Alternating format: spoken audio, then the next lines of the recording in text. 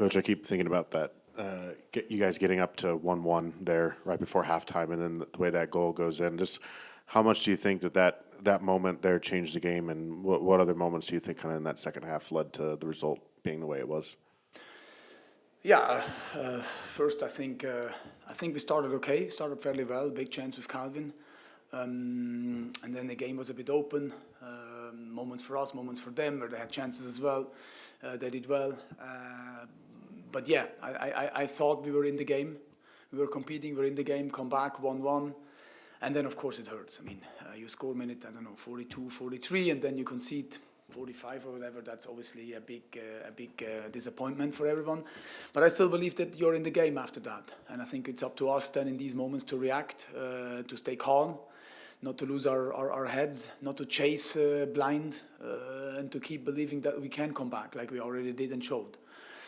And I think then the killer moment is the 3-1, right? The 3-1, I have to watch it again, but I think it's too easy. It's too easy to play through us there, and then, yeah, we just made a sub. I think we just had momentum. We actually had a few good moments before that 3-1, and that then is obviously then a tough one to swallow. And then after the 3-1 was a little bit, I think everyone was down. And we have to watch that, but we cannot be that open then after that. When you guys right there before it went 3-1, I think it was an opportunity potentially for Colorado to go down to 10 men with the foul by Rob Holding on Joveljic. I mean, did it feel like that was a moment that maybe players let kind of the frustration in that moment slip in, or I don't know, how would you assess kind of the build up to the team being so open for that third goal? Yeah, I mean, I thought it's a foul where you can give a second yellow, but again, after losing 4-1, I don't think I want to start talking about the referee too much, starting with us. Yeah, I don't know how much that affected the team. I cannot give you an answer to that. It's just before the 3-1, it was too easy. We have two chances to win this ball, to win the 50-50, to win the duels. We don't, and then out of that, they score a goal where I think collectively we can do better and have to do better. It's too easy. Hola, mister. Bueno, básicamente lo que ha explicado en inglés, le pregunto en español. Sensaciones del partido, momentos clave que piensa que pudo haber cambiado. El equipo empezó bien, generó algunas oportunidades, pero a partir del primer gol como que cambió la situación un poco, ¿no? Sí, es verdad. Hemos empezado bien con una ocasión con Calvin. Después era un poco ellos más, pero había momentos por los dos. Y hasta, bueno, entonces después encajamos y volvemos, competimos, somos dentro y claro, tienes que ir con ese 1-1 a la mitad. No puedes después de nuevo conseguir un gol. Y ese gol, claro, es duro, pero siempre creo que estamos en el partido cuando es 2-1.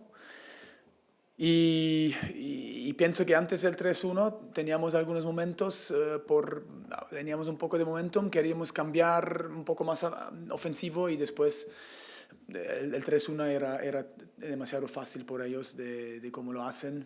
Colectivamente tenemos que hacer mejor, ser más duros, ganar más los 50-50, porque cuando miras el 3 es demasiado fácil.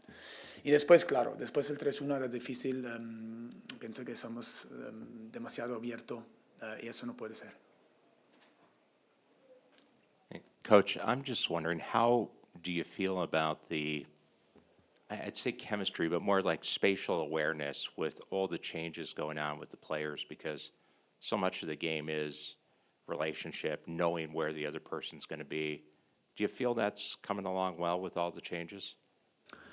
Well, all the changes we have to do every single week is obviously not making it easier. But again, I'm not gonna sit here now and start looking for excuses. After the last game in Galaxy, we knew that Jaden Reed is probably going to be out because internally we knew that was. I don't know if you guys have seen the picture which was online with his ankle. So we knew after the game that's not going to look good.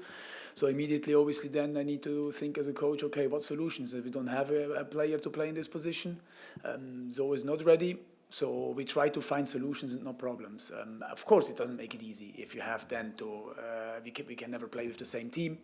But again, I think the expectation is that we try to find solutions and not problems. That's part of my job. But yeah.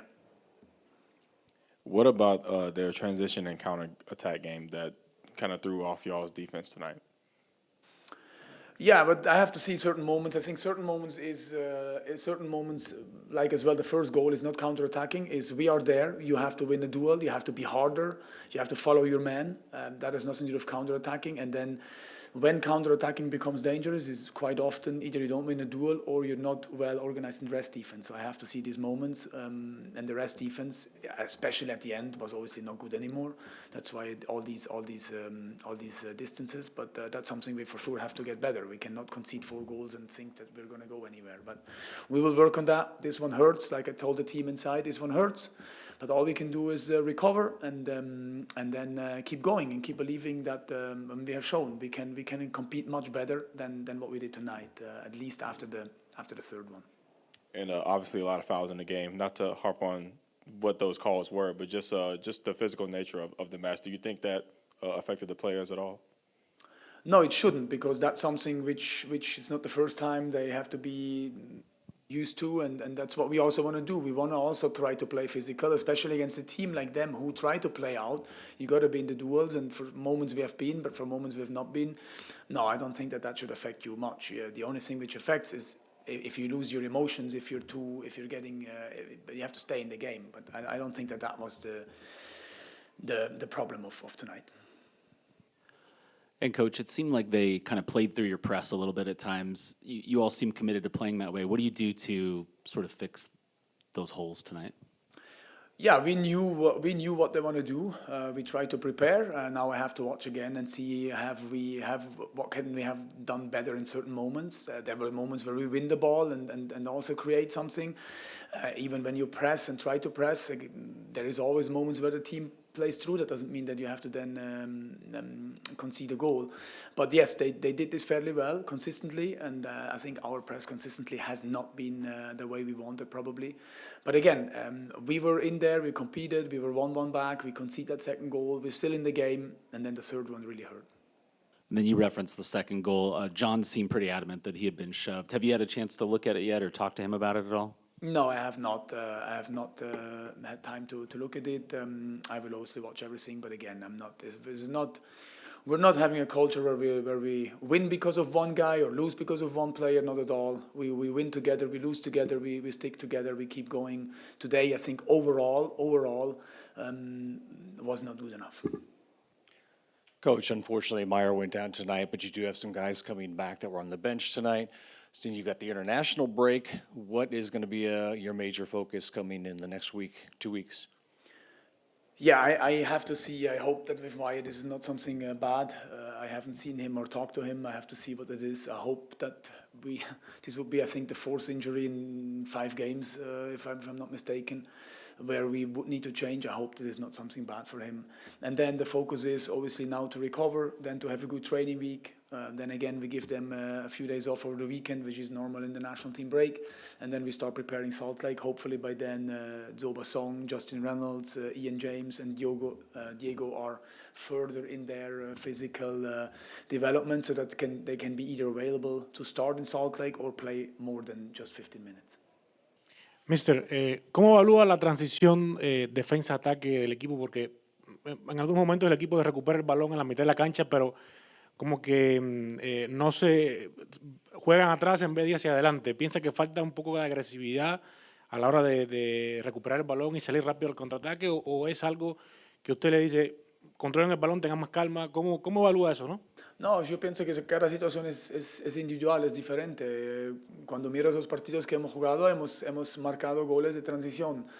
Pero cuando tú defiendes, después depende de la decisión del jugador que gana el balón. Hay oportunidad de jugar adelante, hay jugadores que corren en ese espacio que hay, o no hay jugadores que corren. Y después hay que tomar una decisión. Ese es el jugador que tiene que hacerlo. Si vas demasiado agresivo por delante, la pierdes de nuevo, estás corriendo de nuevo atrás del balón. Entonces hay que encontrar el buen mezclado. Hola, coach. Pregunta en español, si está bien. Axel Márquez con Descarga Deportes. La pregunta sería, es una gran rivalidad del partido que viene contra Real Salt Lake. ¿Cómo usted espera que el equipo responda para ese partido y qué busca mejorar para ese partido? Gracias. Sí, yo pienso que ahora es importante de recuperar, después bien preparar y después todos queremos ser mejores que esa noche. Yo pienso que esa noche tenemos momentos buenos en primer tiempo, pero sobre 90 minutos no, en todos no éramos en nuestro mejor forma. Entonces, para ganar un partido hay que ser todos juntos por 90 y 95, 99 minutos, pero todos.